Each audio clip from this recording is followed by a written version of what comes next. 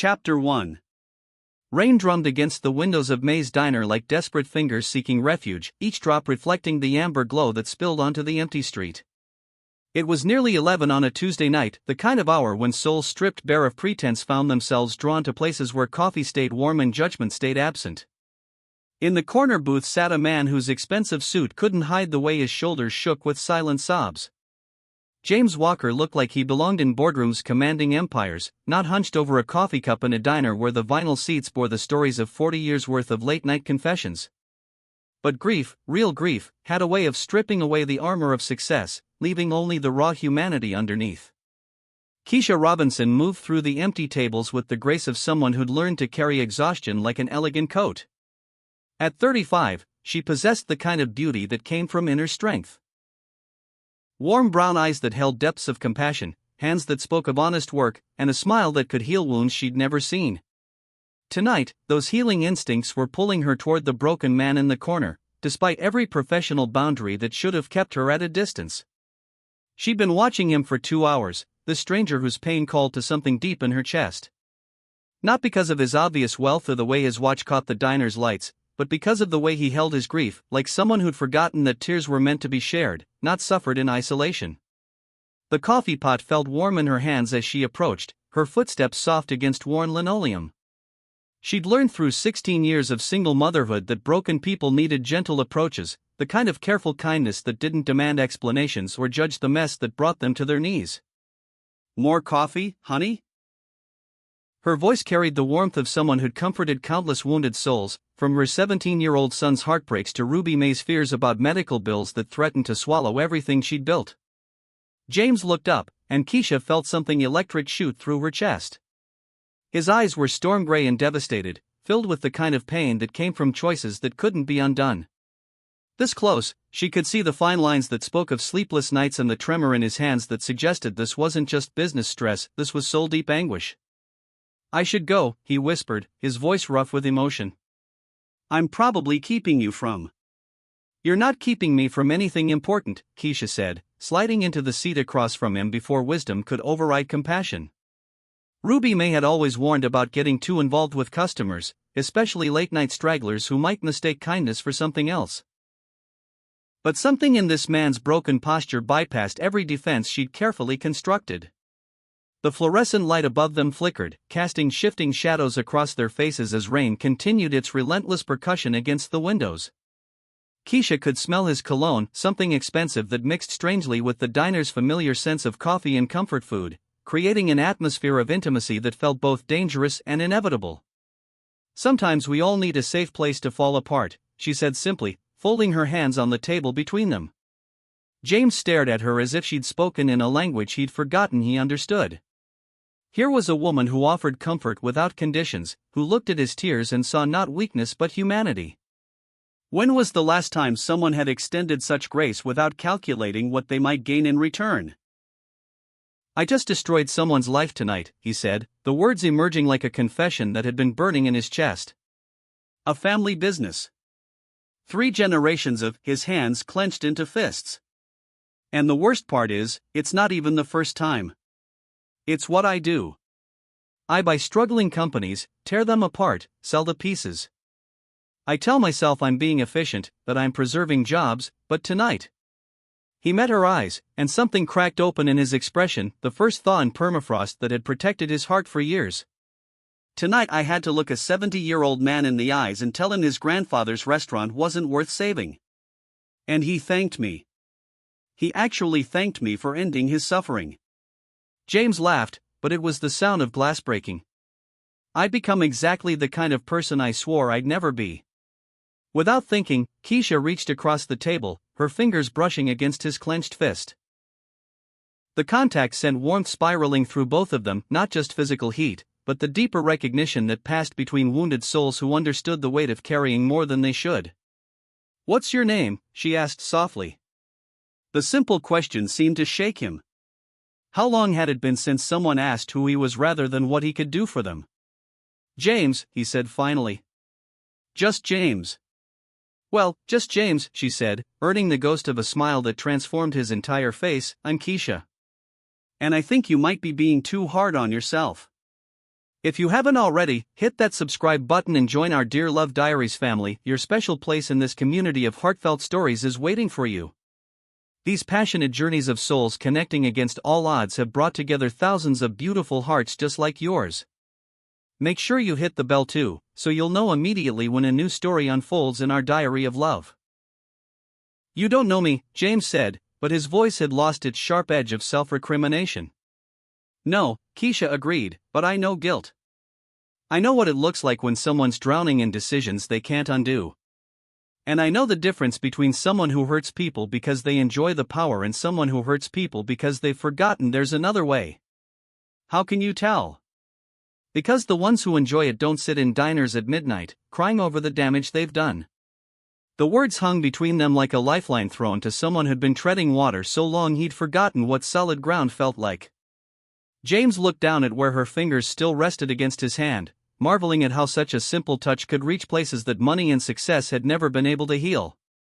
Tell me something, Keisha said, reluctantly pulling her hand back as she recognized the dangerous territory they were entering. Before all the business deals and board meetings, what did you want to be when you grew up? The question caught him completely off guard. What do you mean? When you were 8 years old, dreaming about your future, what did little James want to become? He was quiet for so long that Keisha thought she'd overstepped some invisible boundary.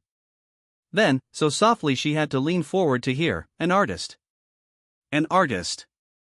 Something in her tone made him look up sharply, expecting mockery but finding only gentle interest. I know it sounds ridiculous. It doesn't sound ridiculous at all. Her voice carried a fierceness that surprised them both. What kind of art? Painting, mostly. I used to carry a sketchbook everywhere, drew everything I saw: buildings, people, the way light fell across ordinary things and made them extraordinary. His voice grew wistful. My foster parents called it a waste of time. Foster parents. The casual way he dropped that information told Keisha everything she needed to know about the little boy who'd learned early that dreams were luxuries he couldn't afford, that survival meant abandoning the things that made life beautiful. What happened to the sketchbook? Life happened. College, business school, the real world. Turns out you can't pay bills with beauty. Keisha felt her heart clench with recognition and something fiercer, a protectiveness for this man who'd buried his dreams so deep he'd convinced himself they'd never existed. She saw him clearly now. The successful businessman was just armor worn by an artist who'd learned that the world valued profit over passion, that safety lay in becoming someone others would find useful rather than someone who created things they might find beautiful. You know what I think, she said, leaning forward again. What? I think that little boy with the sketchbook is still in there somewhere. And I think the reason tonight hurts so much is because he remembers what it feels like to watch something beautiful get destroyed. James stared at her with an expression that cycled through disbelief, hope, and something deeper, the dawning recognition that this stranger had seen straight through to the heart of who he'd been before the world taught him to be someone else. Who are you? He whispered. Before Keisha could answer, the bell above the door chimed with startling intensity, and Detective Marcus Rivera walked in, shaking rain from his jacket like a dog marking territory. His dark eyes immediately assessed the intimate scene in the corner booth with the professional suspicion of someone who'd spent 20 years learning that nothing was ever quite as innocent as it appeared. Marcus had been her friend since Tommy was a baby, the one who'd helped her navigate single motherhood when Tommy's father decided fatherhood was incompatible with his ambitions. His protective instincts where Keisha was concerned bordered on the territorial, and right now, those instincts were firing warning signals at the sight of this expensively dressed stranger sitting too close to the woman he'd appointed himself to guard. Hey, Keisha, Marcus called out, his voice carrying just enough authority to remind everyone in the diner that he was armed and trained to handle trouble. Working late again? Just finishing up, Keisha said, suddenly aware of how the moment with James must look to outside eyes, too intimate, too intense for a waitress and customer who'd supposedly just met. She slid out of the booth, putting professional distance between them even as every instinct screamed to stay close to this man who'd let her see his broken places. Can I get you your usual? She asked Marcus, but her attention kept drifting back to James, who had straightened in his seat and was reaching for his wallet with the careful movements of someone trying not to attract more scrutiny. Yeah, thanks. Marcus's gaze remained fixed on James with the intensity of a scanner looking for weapons or weak points. "Everything okay here?" "Everything's fine," Keisha said quickly, watching as James laid a $50 bill on the table for coffee that cost $2. The gesture was casual, automatic, but it spoke volumes about the distance between his world and theirs, a distance that felt both insurmountable and irrelevant when measured against the connection that had sparked between them. James stood, and Keisha was struck again by how he carried himself. Like someone who'd learned to command attention in rooms full of powerful people, but who somehow looked most natural in this worn booth, stripped of pretense and speaking truths he'd probably never shared with anyone else. "Thank you," he said, and the weight he put into those words made it clear he wasn't just talking about the coffee. "For listening. For seeing. Take care of yourself, James," she said softly, her heart doing complicated things in her chest as she realized this might be goodbye. Lightning didn't strike the same place twice, and moments like this, where two strangers found something precious in each other's brokenness, were too rare to expect repetition. He nodded once, then walked toward the door with measured steps. Just before reaching for the handle, he turned back, and their eyes met across the diner's amber-lit space. "Keisha?" "Yeah?" "Do you ever?" He stopped, shook his head as if arguing with himself. "Never mind. Good night." And then he was gone, disappearing into the rain-soaked night like a dream that felt too vivid to be real but too perfect to be anything else. But the warmth where his thumb had traced across her knuckles remained, along with the memory of storm-gray eyes that had looked at her like she was something miraculous and unexpected. "Who was that guy?" Marcus asked, settling into the booth James had vacated, the vinyl still warm with the ghost of his presence. "Just a customer," Keisha lied, her hands busy with unnecessary tasks to avoid Marcus's penetrating stare. "Someone having a difficult night. He left $50 for a cup of coffee. I noticed." Marcus studied her with the intensity that made him excellent at his job and occasionally insufferable as a friend. "Keisha, you know I worry about you working these late shifts alone. Men like that, expensive suits, throwing money around, showing up at diners when normal people are home asleep, they usually want something." "Like what, Marcus?" She turned to face him, coffee pot still clutched in her hands like a shield. "Like taking advantage of a single mother? Like assuming every act of kindness comes with conditions?" Her voice held more sharpness than she'd intended, and Marcus raised his hands in surrender, recognizing the signs that he'd pushed into territory where his protection wasn't wanted. "I'm just saying be careful.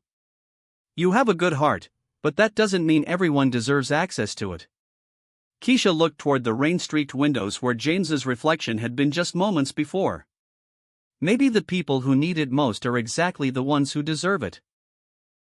The rest of Marcus's visit passed in familiar routine, but even as she poured his coffee and listened to updates about Tommy's college applications, part of Keisha remained in that corner booth, watching a powerful man trust her with his tears and wondering if she'd just experienced something that would change her life forever or simply a beautiful moment that would fade like steam from a coffee cup. Chapter 2. After Marcus left, Keisha finished her closing routine in the ritual that had become as familiar as breathing.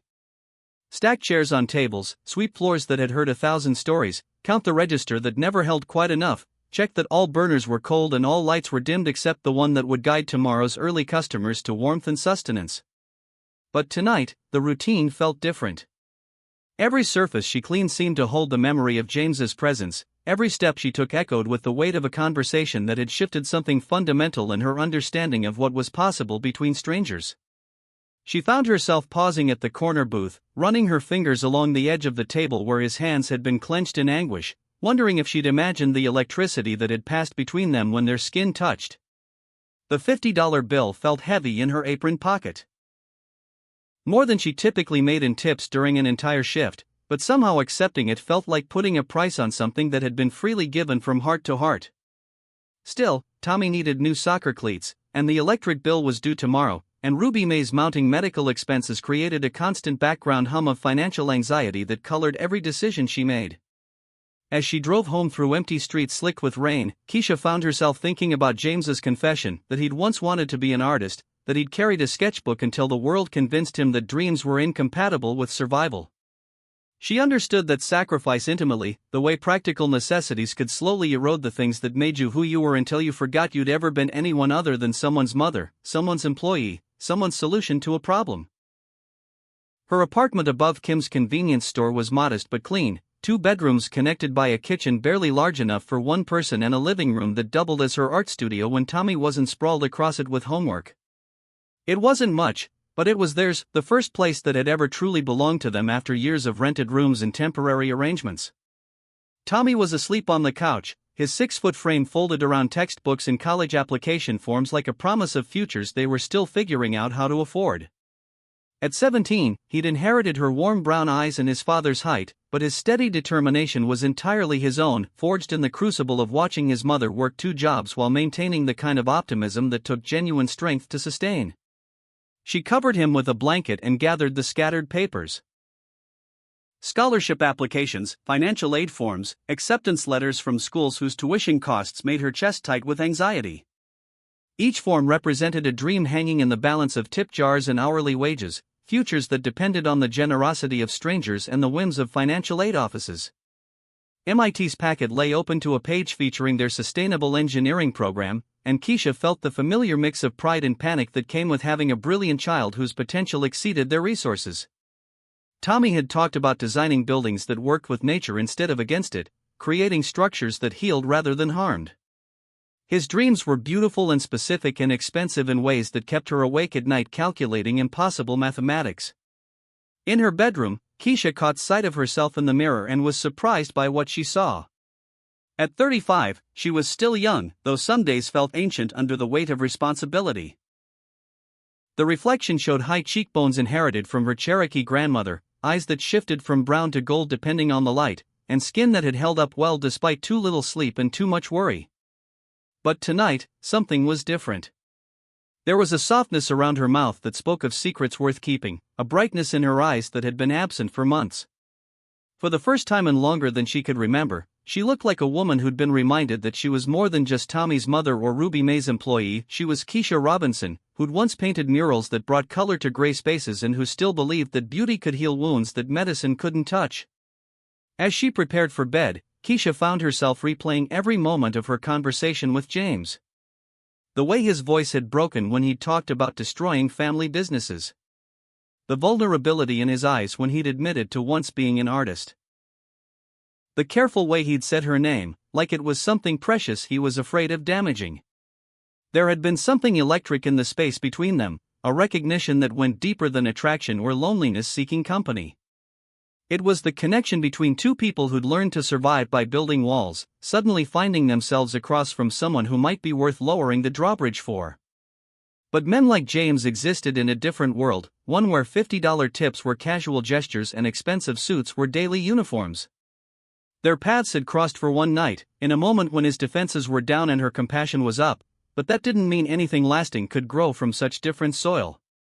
Still, as she drifted toward sleep, Keisha allowed herself to wonder what it would be like to see him again. Not as a customer in crisis, but as 2 people who'd found something unexpected in each other's company. The thought sent warmth curling through her chest, accompanied by a flutter of anticipation she hadn't felt in years. The next morning brought the kind of autumn sunshine that made everything feel like a fresh start.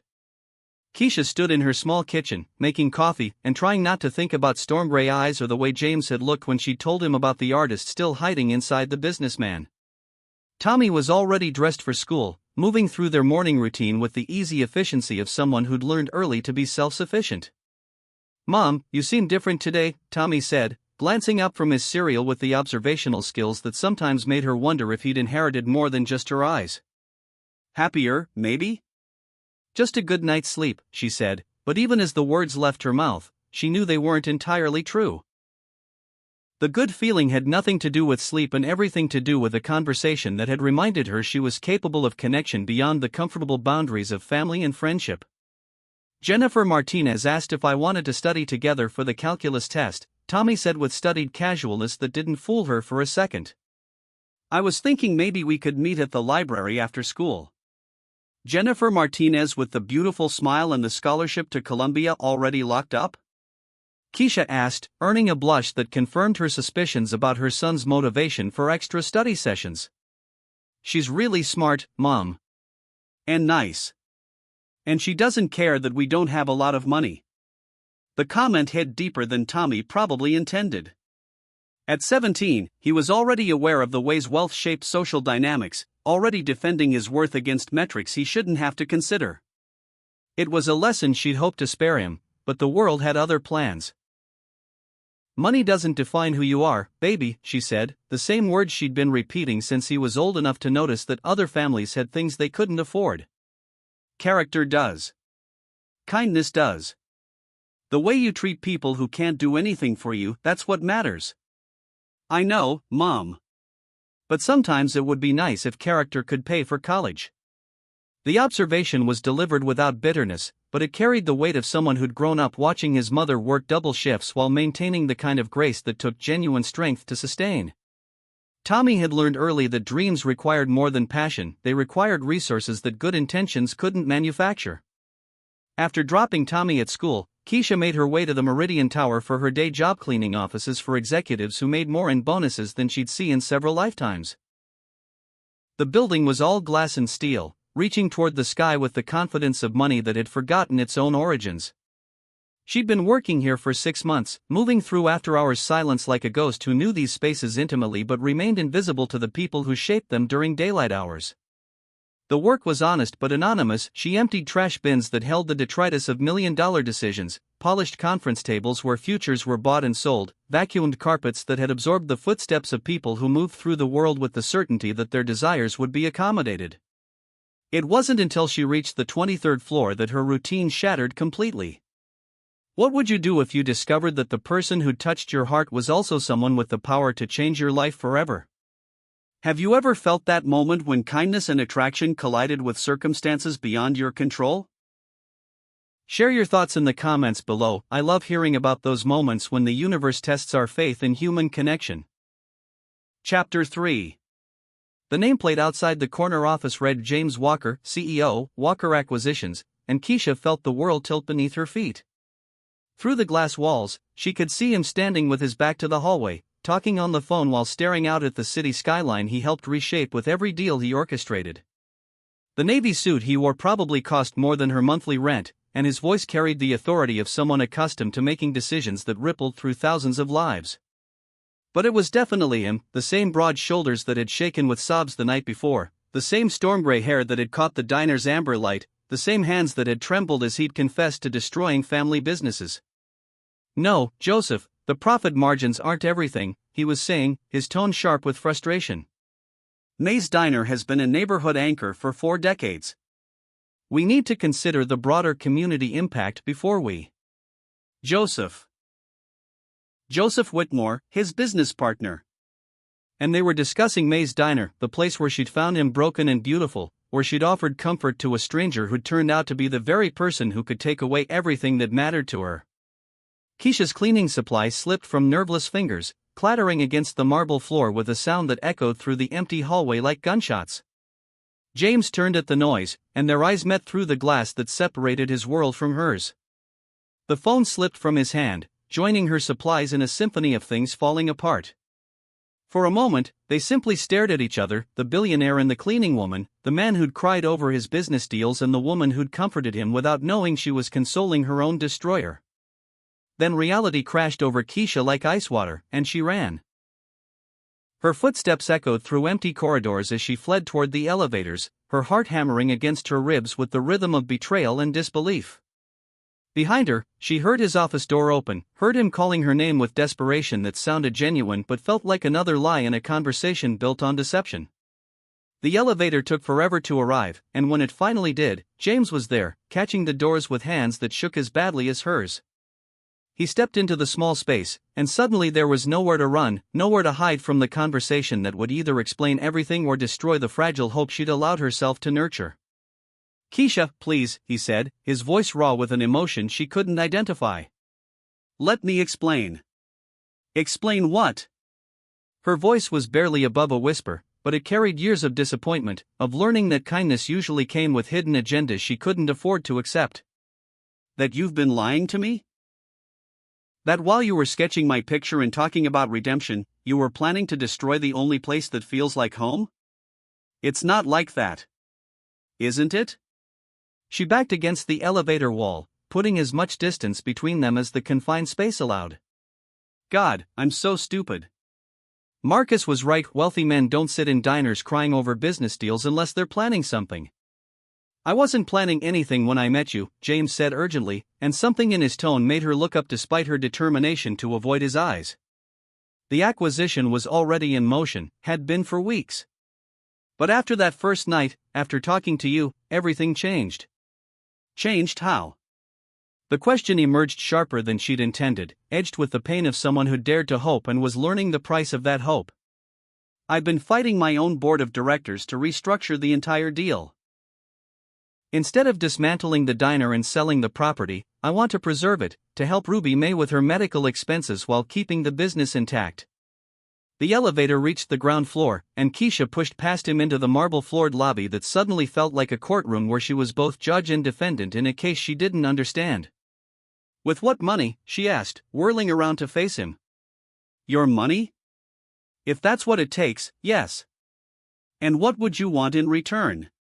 The question hung between them like a blade, cutting through whatever tenderness had grown in the diner's warm confines. Let me guess, gratitude? Some kind of permanent obligation that keeps Ruby May beholden to your generosity?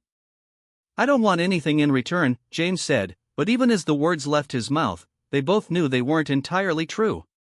He wanted her smile, her compassion, her way of seeing light in dark places. He wanted the connection they'd forged over coffee and confessions, the possibility of building something real with someone who'd seen his broken places and offered healing instead of judgment. Everyone wants something, Keisha said with the tired wisdom of someone who'd learned that lesson through hard experience. Rich men especially. You don't get to where you are by giving things away without expecting returns. Then what do you think I want? The question was delivered quietly, but it carried the weight of genuine curiosity, as if he truly didn't understand what his presence in her life represented, the disruption of carefully maintained equilibrium, the introduction of complications she couldn't afford to navigate. I think you want to feel better about the choices you've made, she said after a long moment. I think you want to transform from the villain in your own story into some kind of savior. And I think you've decided that rescuing me and Ruby May and everyone else you've identified as needy will somehow absolve you of whatever guilt keeps you awake at night. James flinched as if she'd struck him, and Keisha felt a stab of regret for the harshness of her words. But the truth, even when it wounded, was safer than the alternative, allowing herself to believe in fairy tales that ended with powerful men choosing love over profit. And what if you're wrong? He asked quietly. What if I fell in love with a woman who reminded me that some things are worth more than money, and I'm trying to figure out how to build a life that honors that truth? The words hit her like a physical blow, stealing her breath and making her knees weak with the force of possibilities she'd been trying not to imagine. Love. He'd said love, as casually as if it were a business term rather than the word that could shatter every wall she'd built around her heart. You don't even know me, she whispered. I know you see goodness in broken people. I know you work 2 jobs to support a son who dreams of changing the world through sustainable engineering. I know you bite your lip when you're thinking hard about something, and that you have paint stains under your fingernails that you try to hide but which tell me you're still an artist even when you think no one's looking. The specificity of his observations shook her. When had he noticed so much? When had she become transparent to someone she'd thought was a stranger? How do you know about Tommy's engineering dreams? Because you talked about him for 20 minutes last night, and your face lit up like Christmas morning every time you mentioned his plans for the future. Because you're the kind of mother who remembers every detail of her child's aspirations and works herself to exhaustion to make them possible. Keisha felt tears prick her eyes, torn between the warmth of being truly seen and the terror of being that visible to someone with the power to reshape her entire world. She thought about Tommy's college applications scattered across their kitchen table, about the scholarship deadlines that felt like judgment days, about the weight of dreams that hung in the balance of circumstances beyond their control. I have to go, she said suddenly, needing distance from this conversation that was unraveling every carefully constructed defense she'd spent years building. I have a son to pick up from school, a shift at the diner tonight, and a life that doesn't include complications I can't afford to navigate.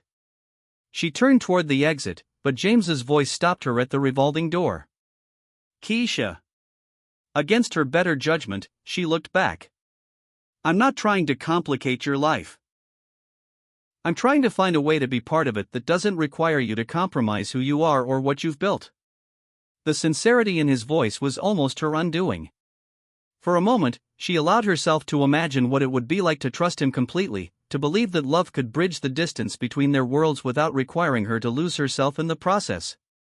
But imagination was a luxury she'd learned to limit, and reality was waiting outside in the form of bus schedules and grocery shopping and the thousand small tasks that constituted the life she'd built one careful decision at a time.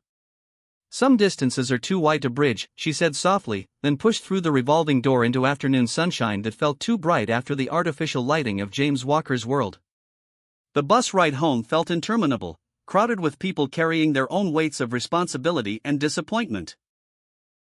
Keisha stared out rain-streaked windows at the city flowing past and tried not to think about the way James had said fell in love like it was a fact rather than a possibility, a declaration rather than a negotiation. Love. The word followed her through grocery store aisles and homework supervision, through dinner preparation and the evening routine that usually brought comfort in its predictability. But tonight, predictability felt like a cage she'd built around herself, protecting her from possibilities that might transform everything she thought she knew about what her life could become. "Mom, you're distracted again," Tommy observed as they finished washing dishes together. "Is everything okay at work?" How could she explain that she'd discovered the man who'd moved her heart was also someone with the power to change their lives forever? How could she describe the vertigo of realizing that kindness and attraction had collided with circumstances that felt too complex to navigate? "Just thinking about Ruby May's situation," she said, which wasn't entirely a lie. "The medical bills are getting harder for her to manage." "Maybe something will work out," Tommy said with the optimism of someone who hadn't yet learned that sometimes hope wasn't enough to overcome economic reality. "You always say the universe has a way of providing what people need when they need it most." Keisha smiled at her son's faith in the lessons she'd taught him, even as she wondered if she still believed them herself. The universe had certainly provided something she hadn't expected, a connection with someone who could solve every financial problem that kept her awake at night. The question was whether accepting that solution would require her to lose something even more valuable, the independence she'd fought so hard to maintain. That evening, as she prepared for her shift at May's Diner, Keisha caught sight of herself in the bathroom mirror and saw a woman standing at a crossroads. Down one path lay the safety of known struggles, the dignity of making her own way even when that way was uncertain and difficult. Down the other lay the possibility of easier circumstances purchased with strings so beautiful and binding she might not notice them until it was too late to cut herself free. The practical choice was obvious. The smart choice was clear. But when she arrived at the diner and saw Ruby May moving through her shift with more energy than she'd shown in weeks, when she thought about Tommy's college applications and his dreams of designing buildings that healed rather than harmed, the choice became anything but simple. "You look like you've seen a ghost, baby girl," Ruby May said, pausing beside Keisha at the coffee station. "Something troubling you?"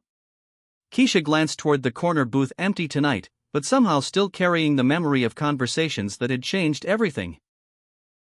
"Just wondering if some gifts come with prices that aren't immediately obvious." Ruby May followed her gaze, and something knowing flickered in her weathered features. "Most good things do, honey. The question isn't whether there's a price, it's whether what you're getting is worth what you're giving up." "And how do you know?" "You listen to your heart, but you let your head help with the translation. And you remember that the best love doesn't require you to become someone else, it helps you become more of who you already are." The dinner rush picked up, pulling Keisha into the familiar rhythm of orders and conversations, but part of her remained suspended in the space between possibility and reality. Every time the bell above the door chimed, her pulse quickened with the anticipation that James might walk through, ready to continue the conversation they'd started in his office building's lobby. But as the evening wore on without any sign of him, Keisha found herself wondering if their confrontation had been the end rather than a pause. Maybe he'd realized that the distance between their worlds was too vast to bridge with good intentions and genuine feeling. Maybe he'd returned to his life of board meetings and acquisitions, filing their connection away as a beautiful moment that belonged to the past rather than a foundation for the future. The thought should have brought relief. Instead, it left her feeling hollow in ways she hadn't expected. It wasn't until nearly closing time that the familiar black sedan pulled up outside the diner's rain-streaked windows. Keisha's heart did something complicated as she watched James sit in the driver's seat for long moments, as if gathering courage for whatever conversation he'd come to have. When he finally entered, he looked different again, still expensive, still polished, but somehow more present than he'd been in his office. He wore dark jeans instead of a suit, and a sweater that made him look less like a CEO and more like the man who'd confessed to once carrying a sketchbook everywhere. "Table for one?" Keisha asked, proud of how steady her voice sounded despite the way her pulse had accelerated. "Actually," James said, and she could hear the nervousness underneath his composed exterior, "I was hoping we could talk. If you have time." Ruby May, who'd been pretending to count register receipts while obviously eavesdropping, spoke up from behind the counter. "Keisha, why don't you take your break? I can handle things here." There was something in the older woman's tone that suggested this wasn't just an offer but a gentle push toward a conversation that needed to happen. Keisha untied her apron with hands that trembled slightly, hyper-aware of James's presence as she led him toward the corner booth that had become theirs through repeated occupation. "Coffee?" she asked, falling back on professional routine to steady herself. "Please." She poured 2 cups, noting the way his fingers brushed hers as she set his down, the familiar jolt of electricity that contact sent through her nervous system. Tonight, though, the attraction felt layered with complexity, desire tangled with uncertainty, hope complicated by the practical realities that daylight had made impossible to ignore. "I owe you an explanation," James said once she'd settled across from him. "You don't owe me anything." "I think I do." He wrapped his hands around the coffee cup as if seeking warmth, and Keisha noticed he wasn't wearing his expensive watch tonight. "I should have told you who I was from the beginning." "Why didn't you?" James considered the question, staring down at his reflection in the dark coffee. "Because it's been years since someone looked at me and saw a person instead of a bank account. Because when you sat down across from me that first night, you weren't trying to impress me or get something from me, you were just being kind to someone who needed kindness. And I was selfish enough to want to experience that for as long as possible." The honesty in his voice made her chest tight with an emotion she couldn't name. "And now I'm trying to figure out how to be honest about who I am without losing what we found together." Keisha studied his face in the diner's amber light, looking for signs of manipulation or calculation, but finding only the same vulnerability she'd been drawn to from the beginning. "Tell me about the acquisition. About May's Diner." James took a breath that seemed to cost him something. "My company specializes in buying struggling small businesses, usually with the intention of liquidating assets and selling property to larger developers. May's Diner came to our attention because Ruby May's medical expenses have put her in a financially precarious position. And originally, you planned to shut it down." "Originally, yes. The property is valuable, and the business model isn't sustainable given current operating costs and projected revenue." He met her eyes. "But that was before I understood what this place means to the community. Before I understood what it means to you. So now you want to save it." "I want to find a way to preserve what matters while addressing the financial realities that threaten its existence. That might mean restructuring Ruby May's debt, investing in equipment upgrades, or creating a trust that ensures the diner's long-term viability while maintaining its character." The words were clinical, businesslike, but Keisha could hear the passion underneath them, the voice of someone who'd remembered that some things were worth more than their monetary value. "And what do you get out of it?" The question hung between them like a test, and James's answer would determine whether their conversation continued or ended in the space of a heartbeat. "I get to become the kind of person I want to be instead of the kind of person I thought I had to be," he said quietly. "I get to help preserve something beautiful instead of destroying it. And maybe, if I'm very lucky, I get the chance to prove to someone I care about that love and business don't have to be mutually exclusive." There it was again, that word that made her pulse stutter and her carefully constructed defenses feel suddenly inadequate. Love, spoken like a prayer and a promise, offered without conditions or expectations but with the kind of hope that could either heal or destroy depending on how it was received. "James, I know you have every reason not to trust me," he said before she could finish whatever objection she'd been forming. I know that everything about this situation looks like manipulation or rescue fantasy or wealthy guilt seeking absolution. But I also know what I felt sitting across from you in this booth, and I know it was real in ways that nothing in my life has been real for longer than I can remember. Keisha felt tears threaten, overwhelmed by the intensity of his declaration and the impossibility of the situation it created.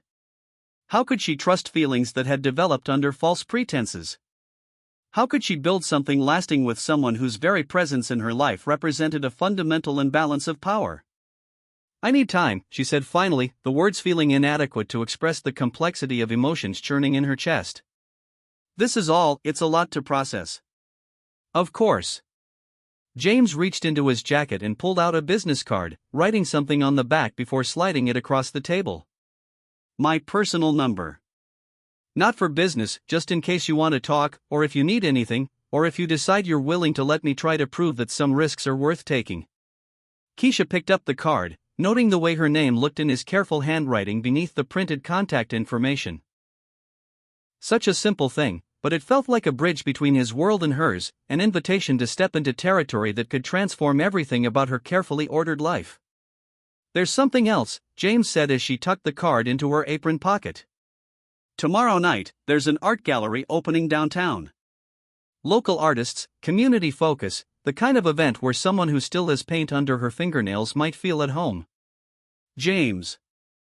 I'm not asking you to go with me, he said quickly. I'm just saying that if you happen to be there, and if I happen to be there, we might be able to have a conversation in a setting that belongs to neither of our worlds. Neutral territory. The suggestion was casual, carefully constructed to avoid pressure while still extending possibility. It was the gesture of someone who understood that trust had to be built incrementally, earned through actions rather than declared through words. Before Keisha could respond, the bell above the door chimed with jarring intensity, and Detective Marcus Rivera walked in for the second night in a row. His timing was impeccable and unwelcome, his dark eyes immediately registering the intimate scene at the corner booth with professional assessment. Keisha, Marcus said, his voice carrying just enough authority to remind everyone present that he was armed and trained to handle situations that looked suspicious. Same customer as last night? Marcus, this is James, Keisha said, recognizing that introductions were unavoidable and hoping to control the narrative before Marcus's protective instincts created a scene. James, Detective Rivera. James stood and extended his hand with the confidence of someone accustomed to meetings that began with careful assessment. Detective. Pleasure to meet you. Marcus shook the offered hand but didn't return the smile, his expression remaining neutral in the way that cops perfected when they were gathering information rather than making friends. You're becoming a regular here, Marcus observed. The coffee's exceptional, James replied smoothly. And the company is even better. It was a perfectly polite response that managed to be both truthful and diplomatic, but Keisha could see Marcus's suspicion deepen rather than ease. In his experience, wealthy men who frequented working-class establishments usually had agendas that didn't serve the best interests of people like Keisha. Well, James said, reading the tension in the air and choosing discretion over confrontation, I should let you get back to work. He placed money on the table, a reasonable amount this time, Keisha noticed, and stood to leave. But before he reached the door, he turned back with the kind of look that made her pulse quicken despite her determination to maintain emotional distance. Think about what I said, he told her quietly. About neutral territory and conversations that might surprise us both. And then he was gone again, leaving behind the scent of expensive cologne and the weight of possibilities that felt too complex to navigate alone. Same guy who left $50 for coffee last night? Marcus asked, settling into the booth James had vacated. The same guy who's been nothing but polite and respectful, Keisha replied, pouring Marcus his usual coffee with movements that were perhaps more forceful than necessary. Keisha, I've been a cop for 20 years. I know what wealth looks like when it wants something from people who don't have it. And that man wants something from you. Maybe he does, she said, surprising them both with her honesty. The question is whether what he wants is something I'm willing to give, and whether what he's offering in return is worth the risk. Marcus studied her face with the intensity that made him good at reading people's hidden motivations. You're already half in love with him, aren't you? The observation hit closer to the truth than Keisha was ready to acknowledge, even to herself. Love was too strong a word for what had developed between them, but connection, attraction, the recognition of kindred spirits, those were harder to deny. I'm trying to be smart about this, Marcus. But smart doesn't always account for the way someone can look at you and see things you'd forgotten were there. And what does he see when he looks at you? Keisha thought about James's sketch of her, about the way he'd captured not just her physical features but something deeper, the strength she carried like an elegant coat, the kindness that had drawn him to trust her with his broken places. Someone worth saving, she said finally. The question is whether I need saving, or whether what I really need is someone brave enough to stand beside me while I save myself. Chapter 4. The next evening found Keisha standing in front of her closet, staring at clothes that suddenly felt inadequate for the decision she was contemplating. The art gallery opening started in an hour, and she'd been debating whether to attend since the moment she'd woken up that morning. Tommy was at the library with Jennifer Martinez, ostensibly studying calculus but more likely discovering that intelligence was an aphrodisiac that transcended economic boundaries. Ruby May had insisted Keisha leave work early, claiming the dinner crowd was manageable and that sometimes a woman needed to follow her heart even when her head was screaming warnings. Especially when her head is screaming warnings, Ruby May had said with the wisdom of someone who'd learned that the biggest regrets came from chances not taken rather than risks that didn't pay off. So here Keisha stood, holding the one dress she owned that made her feel beautiful rather than just presentable. A deep blue fabric that brought out the golden flecks in her brown eyes, purchased 3 years ago for a parent-teacher conference she'd wanted to feel confident attending. It was modest but elegant, the kind of dress that could belong in an art gallery without pretending to be something it wasn't. She was still debating when her phone buzzed with a text from an unknown number, no pressure. But if you decide to come, there's a painting in the far corner that reminds me of how you see the world. J. The message was perfectly crafted, casual enough to feel like a suggestion rather than manipulation, specific enough to show he was already there, personal enough to remind her that their connection was real despite the complicated circumstances surrounding it. Keisha found herself smiling as she pulled on the blue dress and searched for earrings that wouldn't embarrass her in a room full of people who probably thought art was an investment strategy rather than a language for expressing things words couldn't capture. The gallery was in the arts district, housed in a converted warehouse that had been transformed into soaring white spaces designed to showcase creativity without overwhelming it. By the time Keisha arrived, the opening was in full swing, a crowd of people moving between paintings and sculptures with the careful attention of those who wanted to be seen appreciating culture. She spotted James immediately, standing in front of a large canvas in the far corner exactly as his text had suggested. He wore dark jeans and a navy blazer that managed to look both expensive and approachable, and when he turned at her approach, his smile was radiant with genuine pleasure rather than triumph. "You came," he said simply. "I was curious about the painting that reminds you of how I see the world."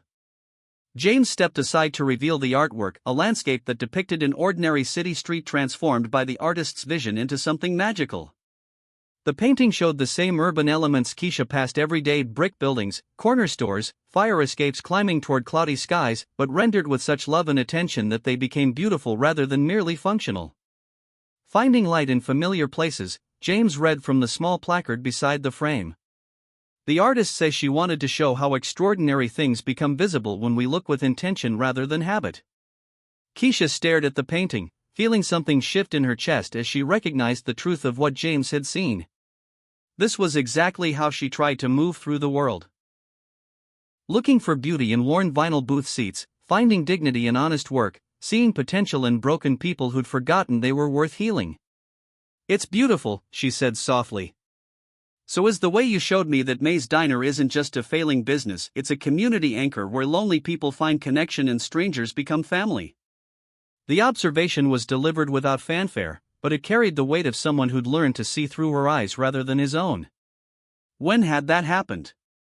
When had James Walker, CEO and destroyer of small businesses, started viewing the world through the lens of someone who believed in the inherent value of things that couldn't be quantified on spreadsheets?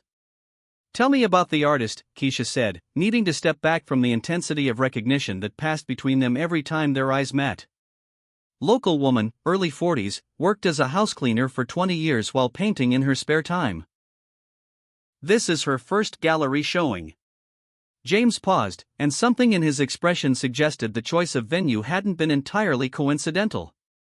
I thought you might appreciate meeting someone who understands that art doesn't have to be a luxury, sometimes it's the thing that keeps you sane while you do whatever it takes to survive.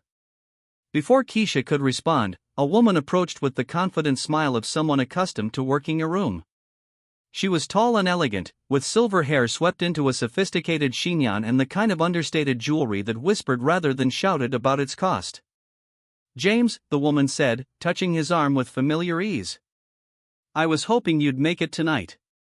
"Julia," James replied, and Keisha felt something cold settle in her stomach as she recognized the name. "Keisha, I'd like you to meet Julia Fletcher." "Julia, this is Keisha Robinson." Julia Fletcher. His ex-fiancée, the woman who'd left him because he'd been in love with his business instead of with her. The perfect socialite who belonged in places like this, who could discuss art and wine with equal expertise, who'd never had to choose between paying the electric bill and buying groceries. "How nice to meet you," Julia said, extending her hand with the practiced warmth of someone who'd been raised to make everyone feel welcome while simultaneously assessing their place in the social hierarchy. "Are you a patron of the arts?" The question was innocent enough, but Keisha heard the assumption underneath it that someone like her couldn't be an artist herself, that her interest in the gallery must be as a spectator rather than a participant. "I paint," Keisha said simply, earning a look of surprise that Julia tried to hide but didn't quite manage. "How wonderful. And what's your medium?" "Whatever I can afford," Keisha replied with a smile that took any edge off the honesty. "Watercolors mostly, some acrylics when I can save up for them." Julia's expression shifted subtly, and Keisha could see her recalibrating, trying to place this woman who clearly wasn't part of James's usual social circle but who carried herself with quiet dignity despite obviously limited resources. "Julia curates shows for several galleries in the city," James said, stepping slightly closer to Keisha in a gesture that felt protective rather than possessive. "She has an eye for emerging talent." "I'd love to see your work sometime," Julia said, and to her credit, the offer sounded genuine rather than patronizing. "Local artists with fresh perspectives are always interesting." "Thank you," Keisha said, recognizing an olive branch when she saw one. "That's very generous." As Julia moved on to greet other attendees, Keisha found herself studying James's face for signs of lingering attachment to the woman who'd once been important enough to consider marrying. "She seems nice," Keisha said carefully. "She is nice. She's also everything I thought I wanted before I learned the difference between wanting someone who fit my life and wanting someone who made my life worth fitting into." The distinction was subtle but profound, and Keisha felt something warm unfurl in her chest at the implication. James wasn't comparing her to Julia and finding her lacking, he was suggesting that Julia, for all her perfection, had never touched the places in his soul that Keisha had reached without trying. "Come on," James said, offering his arm with old-fashioned courtesy. "Let me show you the rest of the exhibition. There's a sculptor here whose work reminds me of your son's interest in buildings that work with nature instead of against it." They moved through the gallery together, and Keisha was surprised by how natural it felt to have James beside her, explaining the context behind various pieces or sharing observations that revealed his genuine appreciation for artistic expression. This wasn't the polite interest of someone fulfilling social obligations, this was the enthusiasm of a man who'd reconnected with a part of himself he thought was permanently buried. "You really do still see the world like an artist," she observed as they paused in front of a sculpture made from reclaimed materials that had been transformed into something both beautiful and functional. "Being around you has reminded me that seeing and creating aren't separate activities," James said. "You create beauty every day, in the way you comfort strangers, in the kindness you show to Ruby May, in the dreams you nurture for Tommy despite impossible odds. That's art too, even if it doesn't hang on gallery walls." The observation was so unexpected, so perfectly articulated, that Keisha felt tears threaten. When had anyone ever seen her daily life as an act of creation rather than just survival? "James. I know what you're going to say," he interrupted gently. "That this is moving too fast, that the circumstances are too complicated, that the differences between our worlds make anything lasting impossible. And maybe you're right. But maybe something doesn't have to last forever to be worth experiencing. Is that what you want? An experience? I want whatever you're willing to give me," he said with honesty that took her breath away. If that's friendship, I'll treasure it. If it's conversation over coffee, I'll show up every night you're working.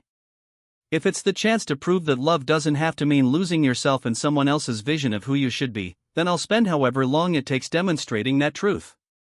Love again. That word that made her pulse stutter and her carefully constructed defenses feel inadequate against the force of possibility it represented.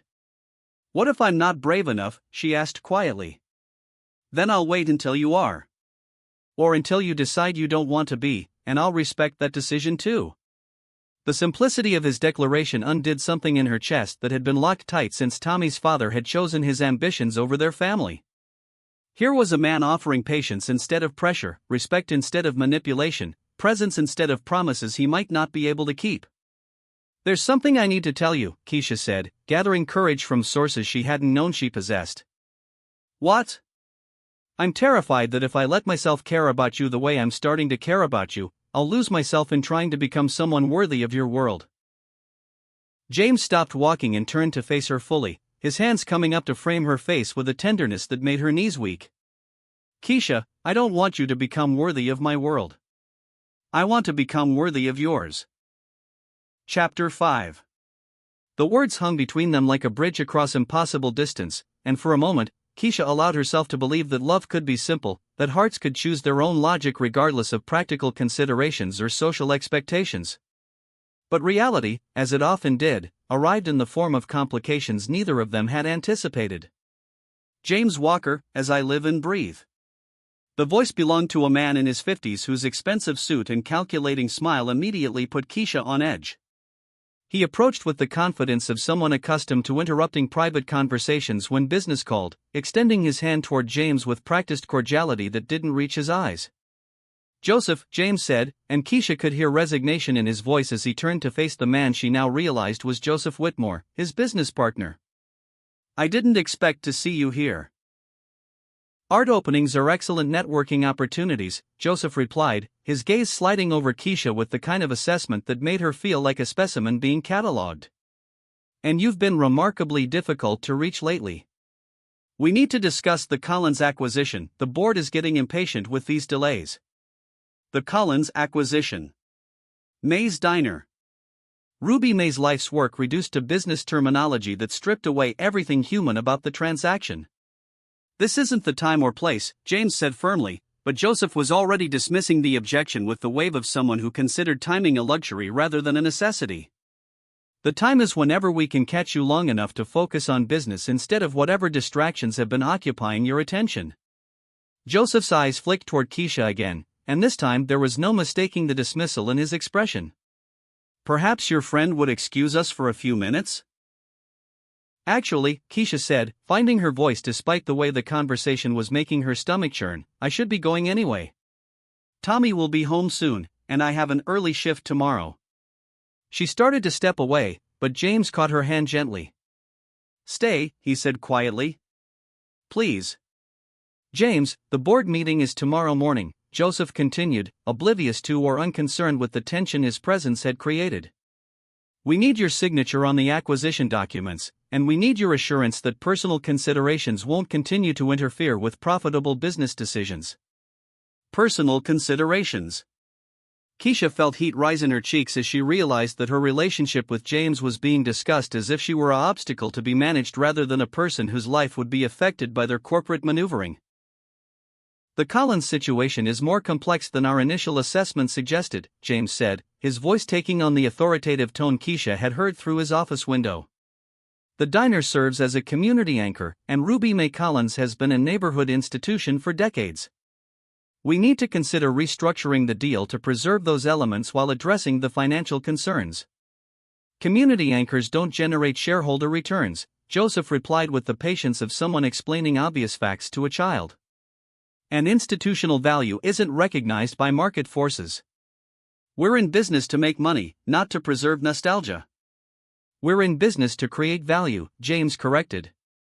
And sometimes that value extends beyond immediate profit margins.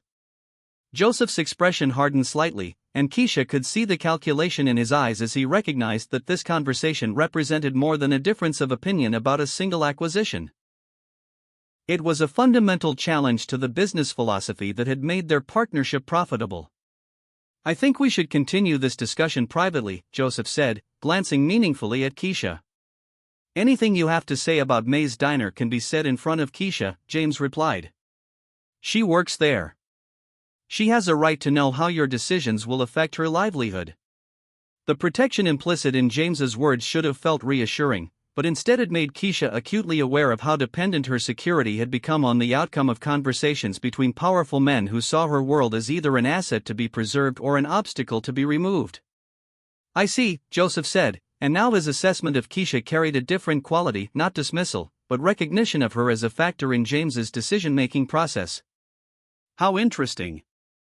The word was delivered with enough emphasis to make clear that Joseph found the situation anything but interesting.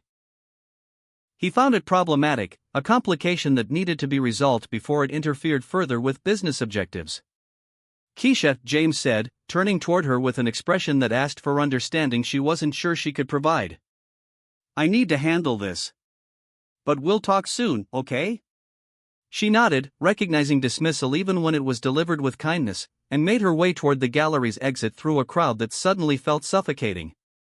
Behind her, she could hear the low murmur of James and Joseph's conversation, words she couldn't make out but whose tone suggested that her presence in James's life had become a subject of professional concern. The cool night air felt like a relief after the gallery's controlled atmosphere, but it did nothing to settle the anxiety that had taken up residence in her chest. Walking to her car, Keisha found herself replaying every moment of the evening, James's tenderness, Julia's polite assessment, Joseph's calculated interruption, and wondering if she was naive to think that love could exist separate from the power dynamics that shaped every other aspect of their respective worlds. Her phone buzzed as she reached her car, and she pulled it out to find a text from James. "I'm sorry about Joseph. Can we talk tomorrow?" She stared at the message for a long moment before typing back, "I'll be at the diner.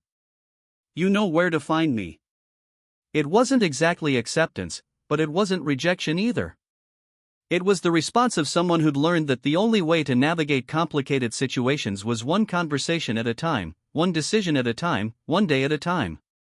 The drive home took her through neighborhoods that told the story of a city in constant transition, old buildings being demolished for new developments, family businesses giving way to chain stores, the slow erasure of history in the name of progress and profit margins. It was the world James moved through as someone with the power to shape outcomes, while she experienced it as someone whose life was shaped by decisions made in boardrooms she'd never see. At home, Tommy was sprawled across their small kitchen table with textbooks and college brochures, the familiar tableau of a young man building bridges between present circumstances and future possibilities. He looked up as she entered, and she saw her own eyes looking back at her with the kind of perceptiveness that sometimes made her wonder if he was the parent and she was the child. "How was the art gallery?" he asked, because of course she'd mentioned where she was going. They didn't keep secrets in their small family unit. "Educational," she said, hanging her jacket on the back of a chair and noting the way Tommy's attention sharpened at her tone. "Educational how?" Keisha poured herself a glass of water and considered how to explain that she'd spent the evening falling deeper for a man whose world operated according to rules she didn't understand, whose business partner saw her as a complication to be managed, whose ex-fiancé moved through gallery openings with the confidence of someone who'd never had to choose between paying bills and pursuing dreams. "I learned that some distances might be too wide to bridge," she said finally. "What kind of distances?" "The kind that exist between people who have to worry about money and people who make decisions about other people's money." Tommy set down his pencil and gave her the kind of look that suggested he understood more about their situation than she sometimes gave him credit for. "Mom, is this about that customer you've been talking to at the diner?" The question was asked gently, but it carried the weight of someone who'd spent 17 years watching his mother sacrifice her own happiness for his security and who'd developed protective instincts that rivaled Marcus's in their intensity. "Maybe," she admitted. "Do you like him?" Such a simple question, but it cut straight through all the complexity and landed on the truth that made everything else irrelevant and terrifying in equal measure. "Yeah, baby. I think I do." "Then maybe the distance isn't as wide as you think. Maybe you're just looking at it from the wrong angle." Tommy's observation was delivered with the wisdom of someone who'd grown up believing that obstacles were meant to be overcome rather than accepted, that dreams were worth fighting for even when the odds seemed impossible. What if liking him means compromising things that are more important? She asked. Like what? Like my independence. Like the life we've built together. Like the certainty that the choices I make are based on what's best for you rather than what's best for my heart. Tommy was quiet for a moment, studying her face with the intensity he usually reserved for calculus problems that required multiple approaches before yielding their solutions. Mom, do you remember what you told me when I was worried about asking Jennifer to study with me? That the worst thing that could happen was that she'd say no, and I'd be exactly where I started. And the best thing that could happen? That she'd say yes, and I'd discover that taking risks sometimes leads to better outcomes than playing it safe. Keisha felt a smile tug at her lips despite the anxiety that had been her constant companion since leaving the gallery. Are you using my own advice against me? I'm reminding you that the woman who raised me to believe in possibility might want to take some of her own counsel. The observation was delivered with such gentle love that Keisha felt tears threaten. When had her son become so wise? When had he learned to offer guidance with the same tender care she'd shown him through 16 years of scraped knees and broken hearts and dreams that felt too big for their circumstances? What if I mess it up? She asked. Then you'll figure out how to fix it, or you'll learn something that makes you stronger for the next time. But Mom, Tommy reached across the table to cover her hand with his own. What if you don't mess it up? What if this is one of those chances that only come along once, and letting fear decide means missing out on something incredible? Have you ever found yourself at that crossroads where love and logic seem to be pulling you in opposite directions? Where your heart knew what it wanted but your head kept listing all the reasons why wanting it was dangerous? Drop a comment and tell me about a time when you had to choose between safety and possibility. I'd love to hear how you navigated that impossible decision. The next morning brought news that changed everything. Keisha was getting ready for her cleaning shift when Ruby May called with a voice that trembled with exhaustion and something that might have been relief. Baby girl, I need to tell you something, Ruby May said. I got a call from my lawyer this morning. Someone's made an offer to buy the diner. Keisha's blood went cold. What kind of offer? The kind that would pay off all my medical bills and leave me enough to retire comfortably. But they want to preserve the diner exactly as it is, keep all the staff, maintain the menu, even honor the community programs we run for local seniors. The terms sounded too good to be true, which meant they probably were. Who made the offer? Walker Acquisitions. The lawyer says they specialize in preserving community businesses while ensuring their financial viability. It sounds like a miracle, Keisha. But miracles usually come with strings attached. Walker Acquisitions. James's company. The same organization that Joseph Whitmore had been pressuring to finalize the acquisition on terms that would strip May's diner down to its component parts and sell them to the highest bidder. Ruby May, I need to tell you something about Walker Acquisitions, Keisha said, her heart hammering against her ribs as she realized that her personal relationship with James had become inextricably tangled with the professional forces that controlled her livelihood. What about them, honey? I know the CEO. James Walker. We've become friends. The pause that followed was loaded with implications that Ruby May was too wise to ignore. Friends, Ruby May repeated. And this friendship. Does it have anything to do with this miraculous offer that solves all my problems while preserving everything I care about? I don't know, Keisha said honestly. Maybe. Probably. I think he's trying to help, but I don't know if I can trust that his help doesn't come with expectations I'm not prepared to meet. Baby girl, let me ask you something. If this man's feelings for you are motivating him to preserve something that matters to you, is that manipulation or is that love finding a way to take care of the people it touches? The question hung in the air like a challenge to everything Keisha thought she understood about independence and self-reliance. Was it possible that James's desire to help came from genuine affection rather than a need to control? Could love express itself through action without becoming transaction? I don't know how to tell the difference, Keisha admitted. Then maybe it's time to ask him directly. And maybe it's time to ask yourself what you're more afraid of, being helped by someone who cares about you, or missing out on something real because you're too proud to accept that sometimes love means letting people show up for you. After ending the call with Ruby May, Keisha found herself unable to concentrate on anything else. The cleaning shift passed in a blur of routine tasks performed on autopilot while her mind churned through possibilities and fears in equal measure. By the time she arrived at May's diner for her evening shift, she'd decided that Ruby May was right. It was time for direct questions and honest answers, regardless of how uncomfortable the conversation might become. James was already there when she walked in, sitting in their corner booth with a cup of coffee that had clearly gone cold while he waited. He looked up as she entered, and the mixture of hope and apprehension in his eyes told her that he understood this conversation would determine the future of whatever was growing between them. "We need to talk," she said without preamble, untying her apron and hanging it behind the counter. "I know. Not here. Somewhere private." James nodded and left money on the table, following her out into the cool evening air. They walked in silence toward the small park across the street, where weathered benches faced a playground that had seen better days but still rang with the laughter of children whose parents couldn't afford elaborate entertainment. "Ruby May got a call from your lawyer today," Keisha said once they'd settled on a bench beneath a streetlight that flickered occasionally but provided enough illumination to see each other's faces. "I know. Did you restructure the acquisition because of me?" James was quiet for a long moment, staring at his hands as if they might contain the words he needed to explain decisions that felt too complex for simple answers. "Partly," he said finally. "But not entirely." "Explain that." "The original plan was to buy the property, demolish the building, and sell the land to a developer who wanted to put up condominiums.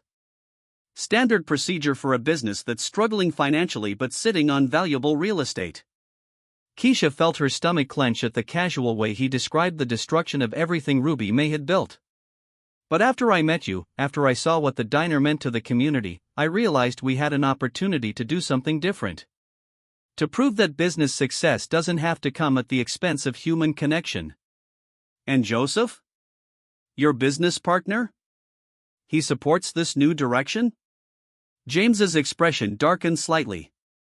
"Joseph believes in profit maximization above all other considerations. He thinks my recent decisions are being influenced by personal relationships rather than sound business judgment." "Aren't they?" The direct question seemed to surprise him, and Keisha could see him weighing honesty against the kind of diplomatic responses that probably served him well in boardroom negotiations. "Yes," he said simply. "They are. Meeting you changed how I see everything, not just the diner, but what I want my company to represent, what kind of legacy I want to leave, what kind of man I want to be." "So you're helping Ruby May because you want to impress me?" "I'm helping Ruby May because it's the right thing to do. But I won't lie and say that wanting to be worthy of your respect isn't part of my motivation." The honesty was devastating in its simplicity. Here was a man admitting that love had changed his fundamental approach to business, that personal connection had influenced professional decisions in ways that probably violated every rule of corporate ethics he'd been taught to follow. "James, what happens when Joseph and your board decide they don't want to support this new direction? What happens when preserving community businesses stops being profitable?" "Then I'll have to choose between the company I built and the man I want to become." "And if you choose the man you want to become, what happens to Walker Acquisitions? What happens to all the people whose jobs depend on the company staying profitable?" The questions were harder than Keisha had intended, but they needed to be asked. She couldn't allow herself to fall in love with someone whose transformation might be temporary, whose good intentions might crumble under pressure from shareholders and board members who measured success in dollars rather than lives preserved. "I don't know," James admitted. "I'm trying to find a way to build a business that creates value without destroying communities, but I'm discovering that ethical capitalism might be more complicated than I realized." "And what if you can't find that way? What if you have to choose between me and everything you've built?"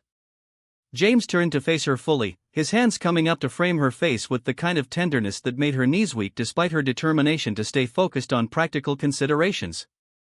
"Keisha, everything I've built is just money and reputation and the kind of success that looks impressive from the outside but feels empty when you're lying awake at night wondering if you've become someone you can still respect. What I've found with you, the way you see light in dark places, the way you make me remember who I wanted to be before the world taught me to be someone else, that's real in ways that nothing else in my life has been real." "That's not an answer to my question." "Yes, it is. If I have to choose between you and everything else, I choose you. Every time, without hesitation, I choose you.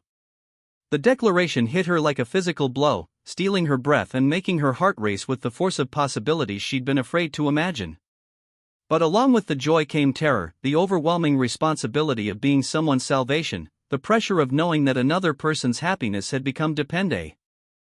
The declaration hit her like a physical blow, stealing her breath and making her heart race with the force of possibilities she'd been afraid to imagine.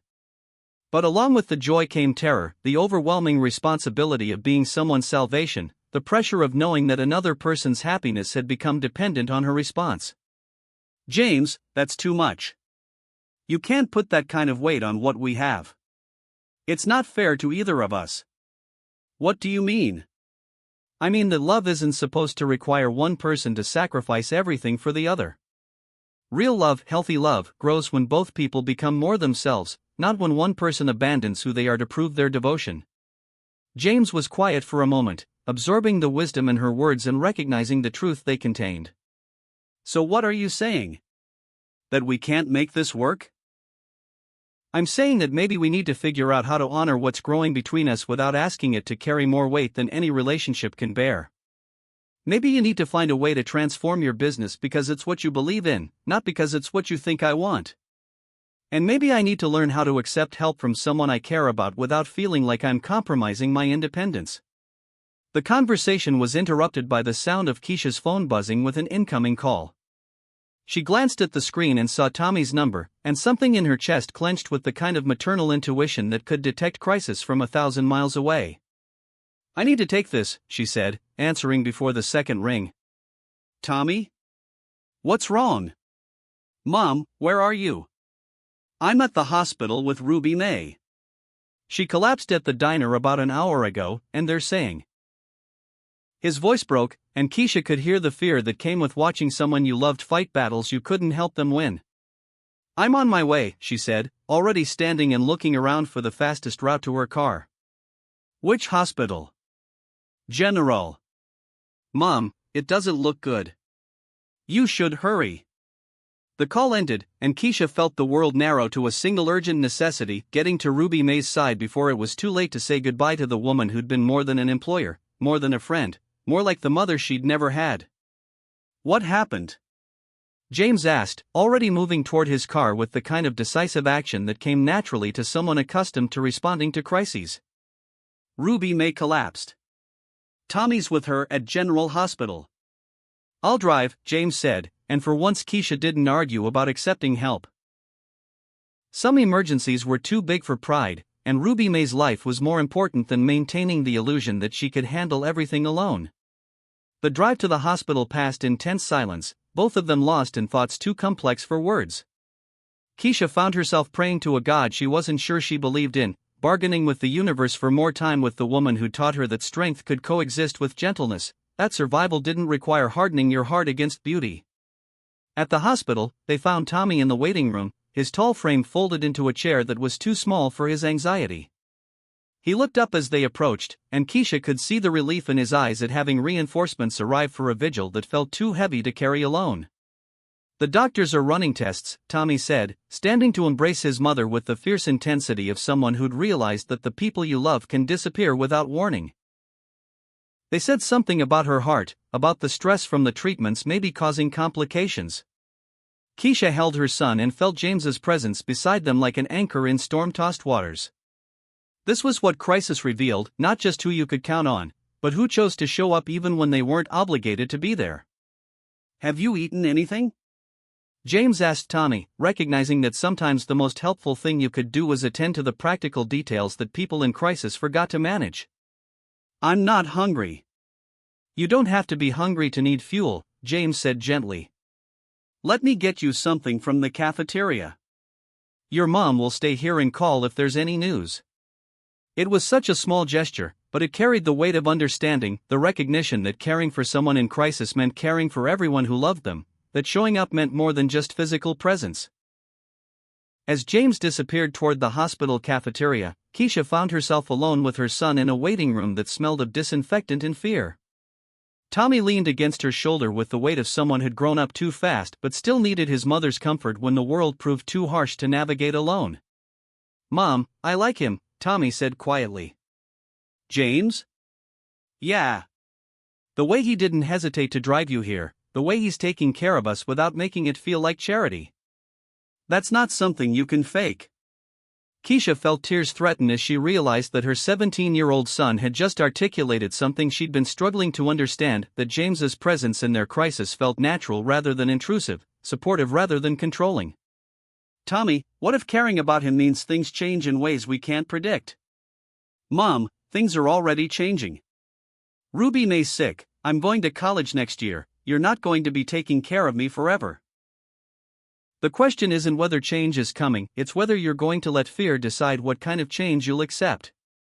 Before Keisha could respond, a doctor appeared in the waiting room doorway, his expression carrying the kind of careful neutrality that could mean anything from routine updates to devastating news. "Family of Ruby May Collins?" Keisha and Tommy stood together, bracing themselves for whatever truth was about to reshape their understanding of what tomorrow might look like. Chapter 6. "She's stable," the doctor said, and Keisha felt her knees go weak with relief that was so intense it bordered on physical pain. "But we need to discuss her condition and treatment options going forward."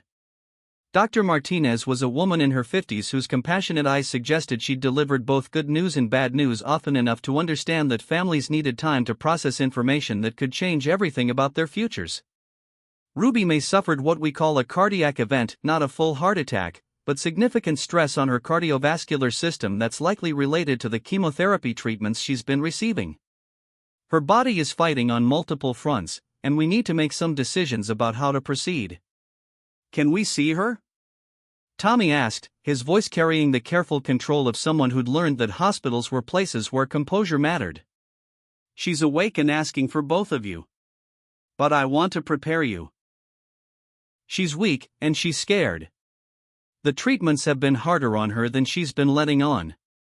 Of course, Ruby May had been minimizing her suffering. It was exactly what she would do, protect the people who depended on her by bearing more than her share of the burden, maintaining strength for others even when her own reserves were running dangerously low.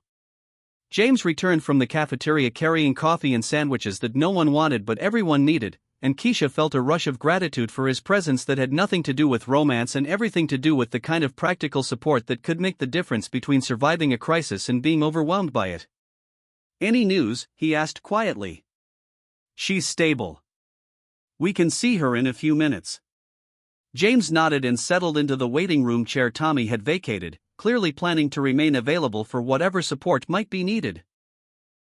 It was the behavior of someone who understood that showing up meant staying, not just making dramatic gestures and disappearing when the situation became complicated. "James, you don't have to," Keisha started. "Yes, I do," he said simply. "Ruby May matters to you, which means she matters to me. And Tommy shouldn't have to handle this alone." The observation was delivered without fanfare, but it carried the weight of someone who'd recognized that loving someone meant caring about their entire world, not just the parts that directly involved you. When they were finally allowed into Ruby May's room, Keisha was shocked by how small she looked in the hospital bed. The woman who'd commanded the diner with such quiet authority seemed diminished by medical equipment and institutional lighting, but her eyes were alert and focused on their faces with the intensity of someone who had important things to say while she still could. "There's my babies," Ruby May said, her voice weaker than usual but still carrying the warmth that had made May's diner feel like home to everyone who entered. "Come here and let me look at you." Keisha approached the bed and took Ruby May's hand, noting how fragile it felt despite decades of strength that had kneaded dough and comforted strangers and built something lasting from nothing but determination and love. "How are you feeling?" Keisha asked. Like an old woman whose body is finally admitting what her mind has known for months, Ruby May replied with characteristic honesty. "Baby girl, we need to talk about the diner." "Ruby May, this isn't the time." "This is exactly the time. I don't know how many more chances I'll have to say what needs saying, and there are decisions that can't wait for convenient moments." The directness was vintage Ruby May. Facing difficult truths with the kind of courage that had carried her through 40 years of small business ownership and community building. The offer from Walker Acquisitions, Ruby May continued, glancing toward James, who stood near the window with the careful posture of someone trying to remain unobtrusive. I'm going to accept it. Ruby May. Let me finish. I'm accepting it because it's the right decision for everyone involved. My medical expenses are going to continue mounting, and I can't run the diner while fighting for my health. But this offer preserves what matters: the jobs, the community programs, the place where people come when they need more than just food. Keisha felt tears slip down her cheeks as she realized that Ruby May was saying goodbye to more than just a business. She was entrusting her legacy to people she hoped would honor what she'd built. But there's a condition, Ruby May continued, her gaze moving between Keisha and James with the penetrating intensity of someone who'd spent decades reading people's hearts. I want Keisha to have management control. Not just as an employee, but as a partner with real decision-making authority. Ruby May, I don't know anything about running a business, Keisha protested. You know everything about running a business. You know how to make people feel welcome, how to balance efficiency with kindness, how to create the kind of place where strangers become family. The financial management can be learned, but the heart of what makes a place special, that's something you either have or you don't. James stepped forward from his position by the window. If Keisha agrees, I'll make sure the legal documents reflect a partnership structure that gives her both equity and operational control. Ruby May retains ownership, but Keisha runs the day-to-day operations with full authority to maintain the diner's character and community mission.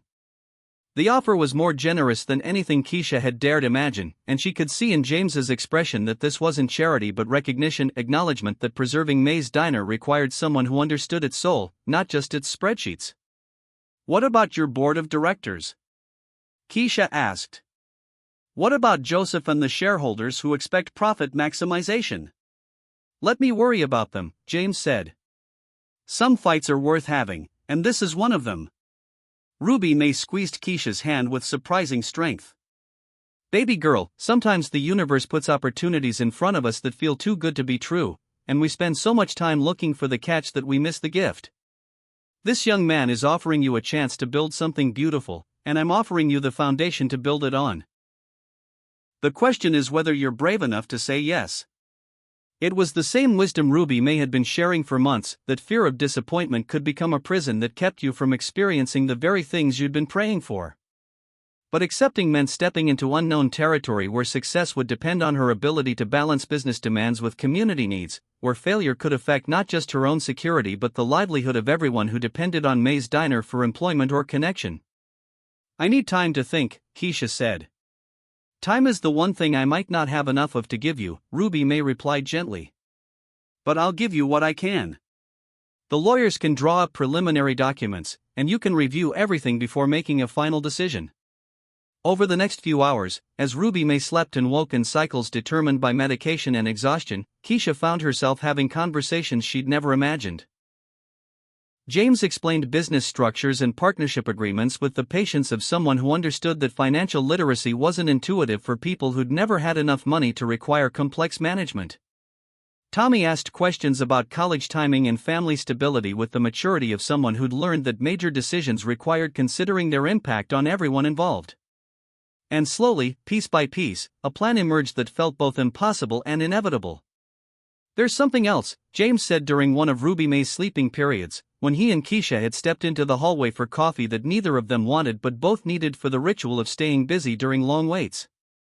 What? Joseph called an emergency board meeting for tomorrow morning. He's going to recommend dissolving our partnership and restructuring the company to focus exclusively on high-yield acquisitions. Keisha felt her stomach drop. Because of the changes you've been making? Because of me, specifically.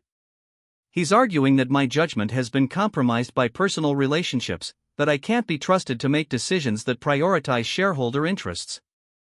Is he right? James considered the question with the honesty that had drawn her to him from the beginning. Probably. But I'd rather have compromised judgment that leads to doing the right thing than perfect objectivity that requires destroying what matters to preserve what's profitable. What will you do? Fight for a vision of business that creates value without destroying communities. And if the board decides they don't want that vision, then I'll start over with a company that does. The calm way he described potentially losing everything he'd built over the past decade took Keisha's breath away. This wasn't the impulsive gesture of someone caught up in romantic fantasy. This was the deliberate choice of someone who decided that some principles were worth more than financial security. "James, you can't rebuild your entire life around me. That's too much pressure on what we have." "I'm not rebuilding my life around you," he said, reaching for her hands with the tenderness that had become familiar over the past week. "I'm rebuilding my life around the person I want to be when I'm with you. There's a difference."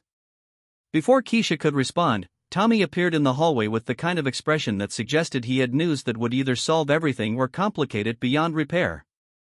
"Mom, Jennifer Martinez just called. She wanted me to tell you that there's a scholarship opportunity she found that specifically supports community leaders who are starting new business ventures. It's designed for people who want to use entrepreneurship to strengthen local neighborhoods." The timing felt like cosmic intervention.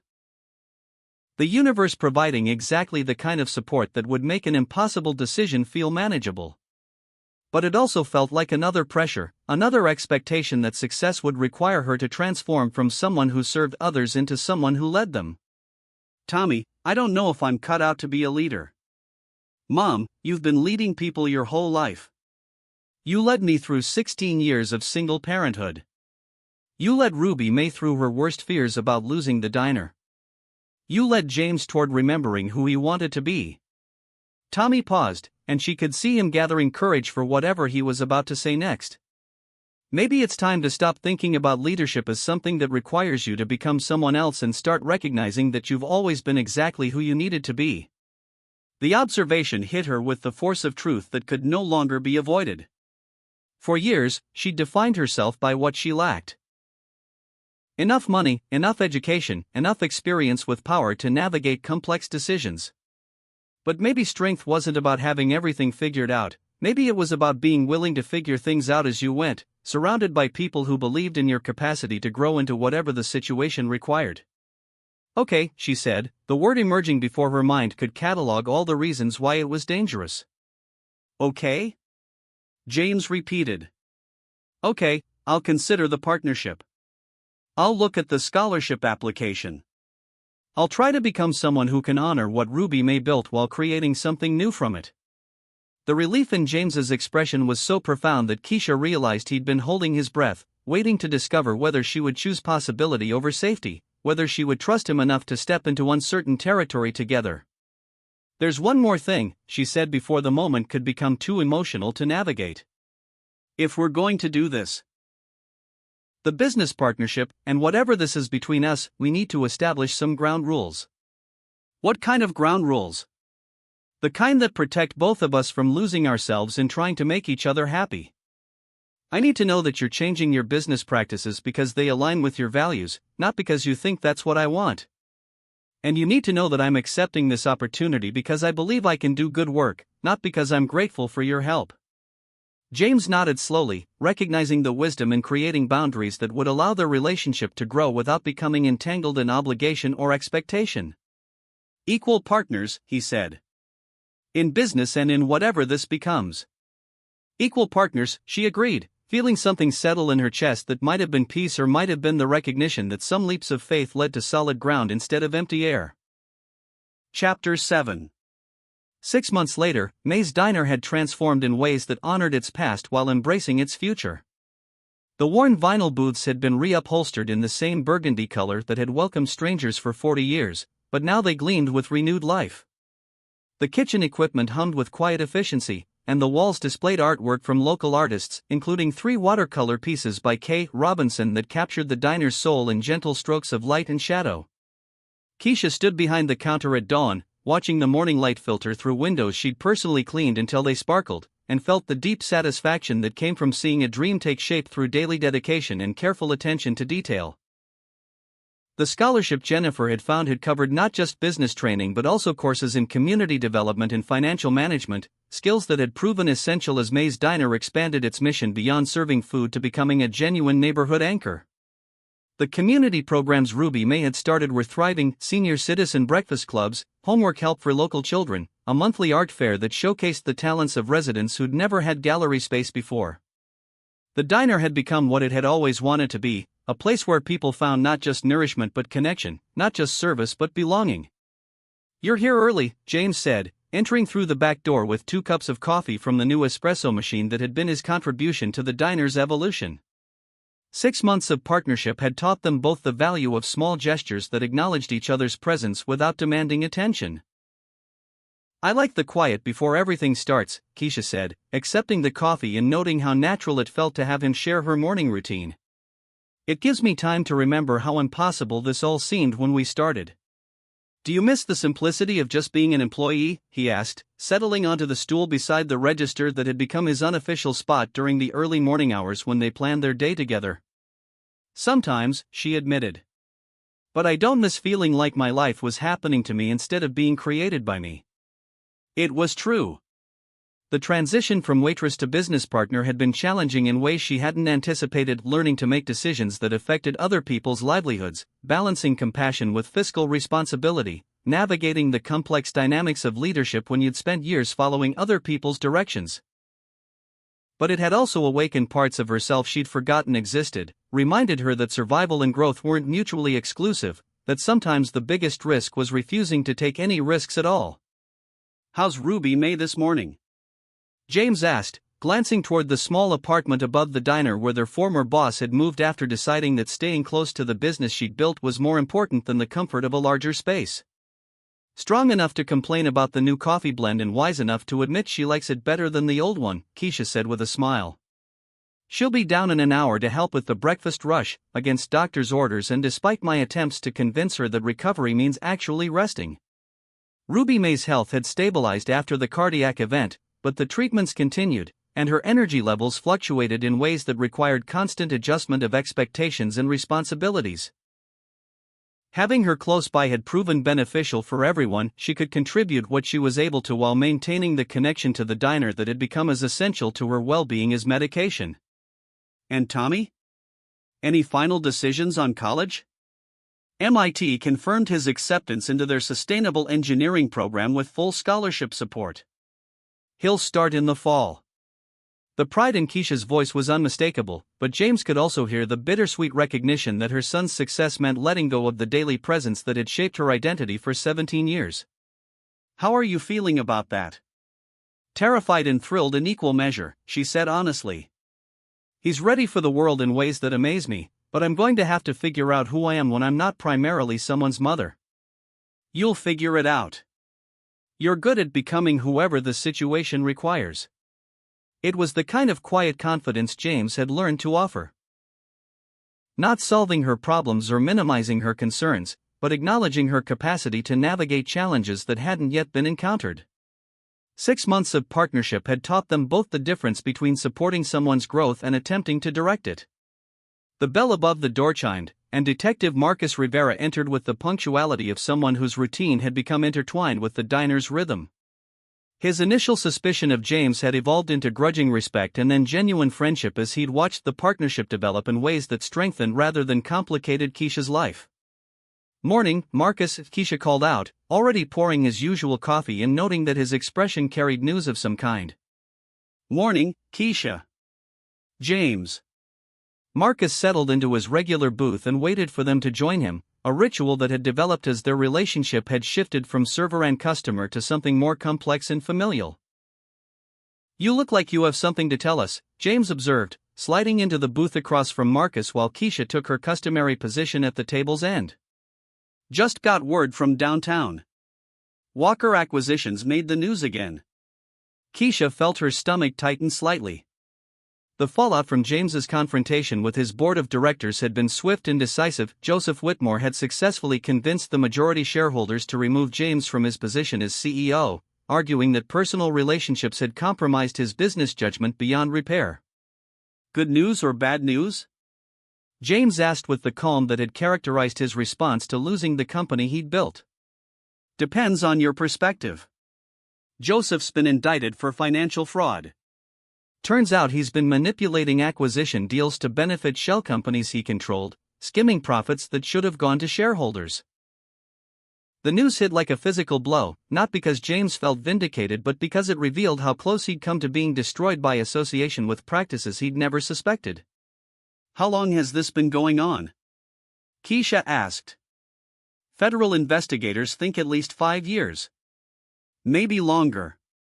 Marcus's expression was grim as he continued. The interesting part is that your decision to change the company's direction apparently triggered an internal audit that uncovered the irregularities. Joseph was so focused on removing you as CEO that he didn't realize the board was starting to look more closely at why the company's profit margins were consistently lower than projected. James was quiet for a long moment, processing the implications of Marcus's revelation. His instinct to preserve May's Diner and other community businesses hadn't just been ethically correct, it had inadvertently exposed corruption that could have eventually destroyed everything he'd worked to build. What happens to Walker Acquisitions now? Keisha asked. The board is asking James to return as CEO, Marcus said. Clean slate, full authority to restructure the company according to his vision of ethical business practices. The opportunity represented everything James had lost 6 months earlier: power, financial security, the chance to implement changes on a scale that could affect hundreds of communities. But it also represented a return to the world of corporate complexity that had nearly cost him his connection to what mattered most. What are you thinking? Keisha asked, recognizing the expression that meant James was weighing possibilities against principles. I'm thinking that 6 months ago I would have seen this as validation that I was right all along, he said slowly. But now I'm wondering if being right is less important than being happy. You can be both, Keisha said. You don't have to choose between doing good work and having a good life. Don't I? Running a major acquisition company means 18-hour days, constant travel, decisions that affect thousands of people I'll never meet. It means being responsible for shareholders and board members and profit margins that might not always align with community needs. James paused, looking around the diner that had become his second home, at the community that had welcomed him despite his past, at the woman who'd taught him that success could be measured in more than financial terms. What if I turned them down, he asked. What if I stayed here and focused on building something smaller but more meaningful? The question hung between them like a test of everything they'd learned about partnership and mutual support. Keisha could see that James was genuinely considering walking away from the opportunity to reclaim his former life, and she recognized that her response would shape not just his decision but the future of their relationship. James, you can't make that choice based on what you think I want, she said gently. You have to make it based on who you want to be and what you want to contribute to the world. And if what I want is to contribute to this world, this diner, this community, this life we've been building together, then I'd support that choice. But I'd also support your decision to take the CEO position if that's where you think you can do the most good. The honesty was harder than either of them had expected. After months of building something together, the possibility of James returning to corporate leadership represented a test of whether their partnership could survive the pressures that had destroyed his previous relationships. There's a third option, James said after a moment of consideration that felt like hours. I could accept the position but restructure my involvement. Hire operational managers who share the vision of ethical business practices, maintain oversight without requiring daily presence, create a company culture that prioritizes community impact alongside financial returns. Is that possible? It would be unprecedented. But then again, so is a successful partnership between a billionaire and a former waitress who've managed to preserve a community institution while building something new from it. Marcus had been listening to their conversation with the attention of someone who'd learned that other people's happiness was worth protecting, and now he leaned forward with the expression of someone who had wisdom to offer. Can I say something as someone who's watched both of you over the past 6 months? They nodded. James, you've become a different person since you started spending time here. Not because you've changed your fundamental character, but because you've remembered parts of yourself you'd buried. And Keisha, you've discovered leadership abilities you didn't know you had, but not because they were hidden, because you finally had circumstances that required you to use them. Marcus paused to take a sip of his coffee, organizing thoughts that clearly mattered to him. What I'm saying is that you've both grown into people who are capable of handling complexity without losing yourselves in it. Maybe the question isn't whether James should take the CEO position, but whether you're both strong enough now to build a life that includes professional challenges without sacrificing personal happiness. The observation was delivered with the wisdom of someone who'd spent 20 years watching people navigate the complicated balance between ambition and contentment, between individual success and shared joy. Before either of them could respond, the bell above the door chimed again, and Ruby May appeared with the slow but determined steps of someone who'd decided that recovery was a process rather than a destination. "Morning, babies," she said, settling into the booth with the careful movements of someone conserving energy for the tasks that mattered most. "I hope you're not sitting here overthinking your blessings instead of counting them." Ruby May's entrance had perfect timing, as if she'd sensed that important decisions were being made and wanted to offer the perspective that came from 70 years of watching people choose between fear and possibility. "Ruby May, how much did you hear?" Keisha asked. "Enough to know that James has been offered his old job back and you're both trying to figure out what that means for everything you've built together." Ruby May's eyes moved between them with the penetrating assessment of someone who'd learned to read hearts through decades of serving coffee and comfort to people in crisis. "What do you think we should do?" James asked. "I think you should stop acting like love is something fragile that breaks under pressure and start recognizing that what you found together is strong enough to survive whatever challenges you're brave enough to face." The words were delivered with characteristic directness, but they carried the weight of someone who'd watched countless relationships founder because people were more afraid of losing what they had than committed to growing it into something larger. "Ruby May, it's more complicated than that," Keisha said. "If James takes the CEO position, everything changes. The time we have together, the balance we've found, the life we've been building. Baby girl, everything was already going to change. Tommy's leaving for college, you're becoming the kind of leader this community needs. I'm getting older and won't be around forever to offer unsolicited wisdom." Ruby May reached across the table to cover both their hands with hers. "The question isn't whether change is coming, it's whether you're going to let fear of change keep you from growing into whoever you're supposed to become." James looked at Keisha with an expression that asked for honesty rather than reassurance. "What do you really think I should do?" Keisha took a breath that felt like preparing for a leap from a cliff, trusting that the landing would be solid even if she couldn't see it from where she stood. "I think you should take the position," she said. "Not because I want you to prove anything to anyone, but because you found a way to be both successful and ethical, and the world needs more business leaders who understand that profit and principles don't have to be mutually exclusive." "And us? What happens to what we've built here?" "We adapt. We figure out how to maintain connection across distance and different schedules. We trust that what we've found together is strong enough to survive the tests that matter and flexible enough to grow as we grow." The conversation was interrupted by the arrival of Tommy, who burst through the diner's front door with the energy of someone carrying news that couldn't wait for convenient timing.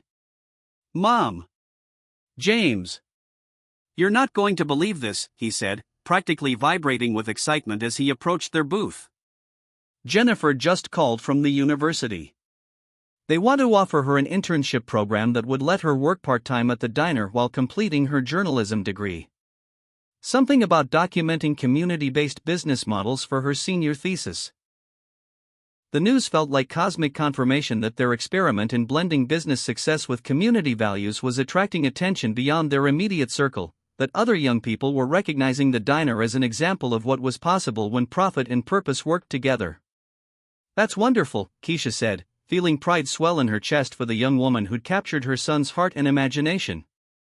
"But what does that have to do with your MIT plans?" That's the incredible part. MIT is partnering with local businesses to create an experiential learning program where engineering students work on real-world projects during their academic breaks. If I participate, I could spend summers and winter breaks here, working on sustainability improvements for local businesses while earning academic credit. Tommy's face was radiant with the possibility of having his cake and eating it too. Pursuing his dreams while maintaining connection to the community that had shaped him, contributing to solutions while continuing to learn from the people who taught him that intelligence without compassion was just sophisticated selfishness. "So you could go to MIT but still be part of what we're building here?" James asked. "Exactly. And more than that, I could help expand the model to other communities, help create a network of businesses that prove you can be profitable while prioritizing people over pure profit."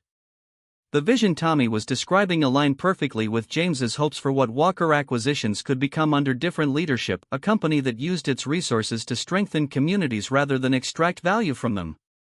"It sounds like the universe is conspiring to keep our little family together," Ruby May observed with a smile that suggested she wasn't entirely surprised by the way circumstances were aligning to support their shared dreams. As if summoned by her comment, the bell above the door chimed once more, and Grace Walker entered with the purposeful stride of someone who'd driven across the city to deliver news that couldn't wait for phone calls. "James, I've been looking for you everywhere," Grace said, approaching their booth with the kind of energy that suggested important developments. As James's sister and the one family member who'd never stopped believing in his capacity for redemption, Grace had become an unofficial advisor whose opinion carried significant weight. "Grace, what's wrong?" James asked, standing to embrace his sister with the easy affection that had developed as he'd learned to prioritize family relationships alongside professional obligations. "Nothing's wrong. Everything's incredibly right." Grace's smile was brilliant as she continued. "The board meeting this morning, they didn't just offer you the CEO position back. They're implementing the entire restructuring plan you proposed 6 months ago. Community-focused acquisitions, profit sharing with local partners, sustainable business practices as core company values." The news felt almost too good to process. James had expected to face the same resistance that had led to his removal as CEO, but apparently the scandal surrounding Joseph's fraud had created an appetite for the kind of ethical leadership James represented. "How is that possible?" Keisha asked. "Two things," Grace replied, settling into the booth with the satisfied expression of someone who'd helped engineer a positive outcome. First, the federal investigation revealed that Joseph's resistance to community-focused acquisitions wasn't just about profit margins, he was actively sabotaging deals that would have been successful because they would have drawn attention to his fraudulent practices. Grace paused to accept the coffee that Keisha had automatically poured, then continued with the excitement of someone sharing genuinely good news. "Second, the board has been receiving calls from communities where James implemented his pilot programs. Property values increased, local employment rates improved, and small business success rates were significantly higher than national averages. Turns out that ethical business practices aren't just morally superior, they're also more profitable in the long term." The revelation that James's instincts had been validated by measurable results felt like vindication on multiple levels. His transformation hadn't been naive idealism but practical wisdom that recognized sustainable success required building up rather than tearing down. "There's one more thing," Grace added, and something in her tone suggested she'd saved the best news for last. "The board is offering James complete autonomy to structure the company according to his vision, including the authority to establish community partnerships like the one with May's Diner as the template for all future acquisitions." The implications were staggering. Instead of the diner being an exception to Walker Acquisitions' business model, it would become the standard, proof that businesses could thrive while strengthening the communities they served. "James," Keisha said softly, "this is everything you wanted. The chance to prove that business can be a force for good, the authority to implement changes on a scale that could transform entire communities." "It's everything I thought I wanted," James replied. "But what I actually want is a life that includes you, and Tommy, and Ruby May, and this place that taught me what success really looks like." "Then have both," Ruby May said with the confidence of someone who'd learned that the best solutions usually involved expanding possibilities rather than choosing between them. "Take the position, restructure the company, create a business model that other people can replicate. But do it from here, with us, as part of a community that will keep you grounded in what matters." "Is that possible?"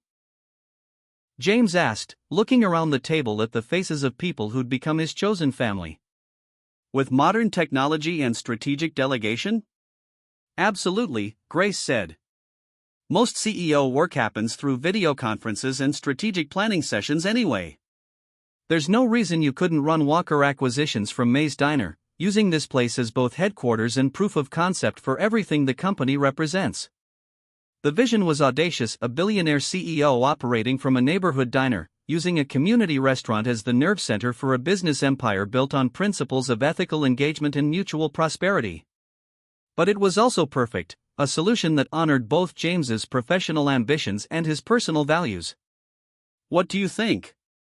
James asked Keisha, his voice carrying the vulnerability of someone whose happiness had become dependent on another person's approval but who was brave enough to trust that dependence. "I think," Keisha said, reaching for his hand across the table, "that some stories are too beautiful to be realistic, but too important to be impossible." 6 weeks later, May's Diner hosted its first board meeting for Walker Acquisitions, with executives participating via video conference from around the country while James presided from the corner booth that had become the unofficial boardroom of a company committed to proving that ethical business practices could succeed on any scale. The transformation felt surreal, watching billion-dollar decisions being made between coffee refills and pie orders, seeing Ruby May offer financial advice to executives who'd initially been skeptical of community-based business models but who'd become converts after witnessing the diner's success. Tommy was home for winter break, working on sustainability assessments for 3 small businesses that Walker Acquisitions was considering for partnership deals.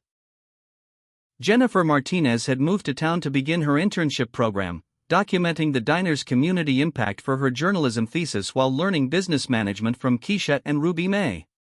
And Keisha had discovered that leadership wasn't about having all the answers but about asking the right questions, that success wasn't about individual achievement but about creating opportunities for others to thrive. "You know what I love most about all this?"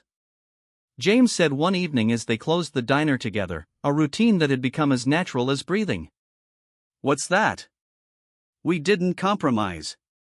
We didn't have to choose between love and ambition, between community and success, between who we were and who we wanted to become. We found a way to honor everything that mattered." Keisha looked around the diner. At the walls displaying local artwork, at the corner booth where million-dollar deals were negotiated with the same care as coffee orders, at the life they'd built together through patience and courage and the kind of love that expanded possibilities rather than limiting them. "You know what I love most," she said. "Tell me."